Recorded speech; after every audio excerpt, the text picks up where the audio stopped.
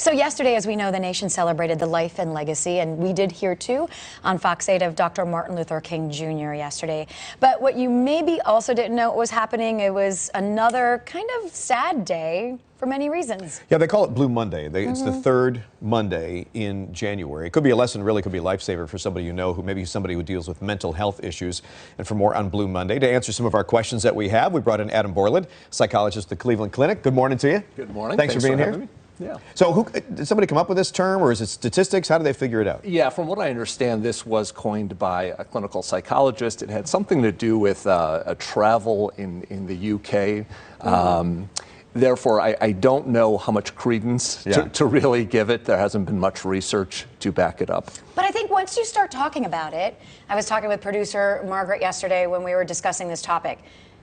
It's like after the holidays, especially this time of year where we live, it can be gloomy, the weather. You know, you're after that holiday high of having all your family and friends together.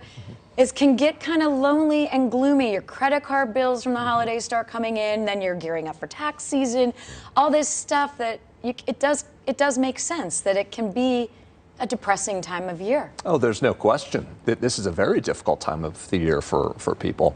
I work with my patients to identify coping tools to get through this time. So it is very real. It's just hard to pinpoint that to one day on the calendar. Sure. Right. But you definitely see it in January and in these winter months. Oh, absolutely. Yeah, this is a tough time for us all. When you talked about coping mechanisms for your patients, what are some of those techniques? Yeah, I think it first starts with a feeling of acceptance. I don't want to feel this way this time of year, but I recognize that it is difficult. And then, once you accept it, then you recognize I do have a toolbox that I can utilize those tools to get through until the sun reappears, hopefully in the spring. And you're not alone. And so what are those tools then? What can you do? Yeah, so I'm a big proponent of creating a healthy daily routine. I think if we identify small goals to get through each day and feel a sense of accomplishment once we achieve those goals, that can go a long way in terms of making us feel better. I highly encourage my patients to engage in daily exercise, to do some meditation.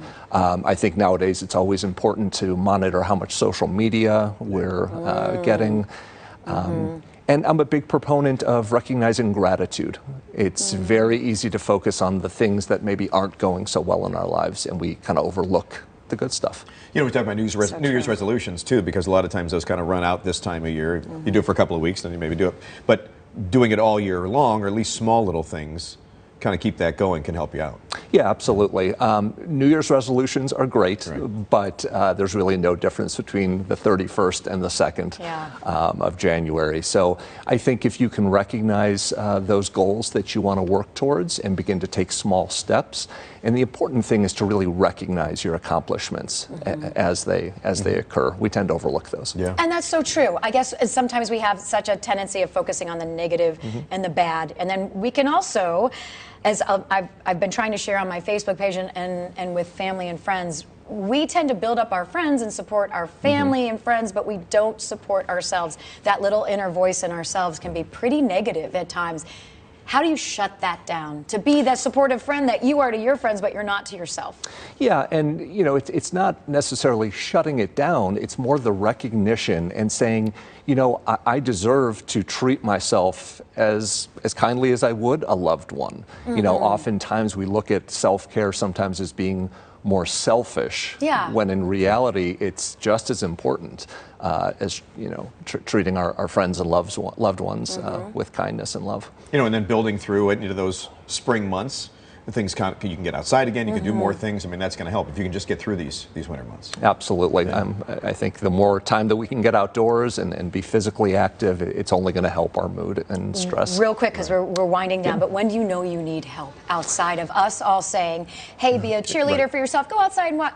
Sometimes that's not enough.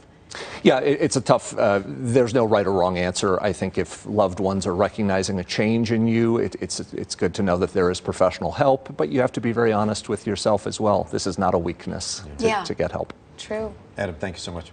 Appreciate it. Great advice. My pleasure. We appreciate it. We are armed with the tools. We're going to get you through it. Yes.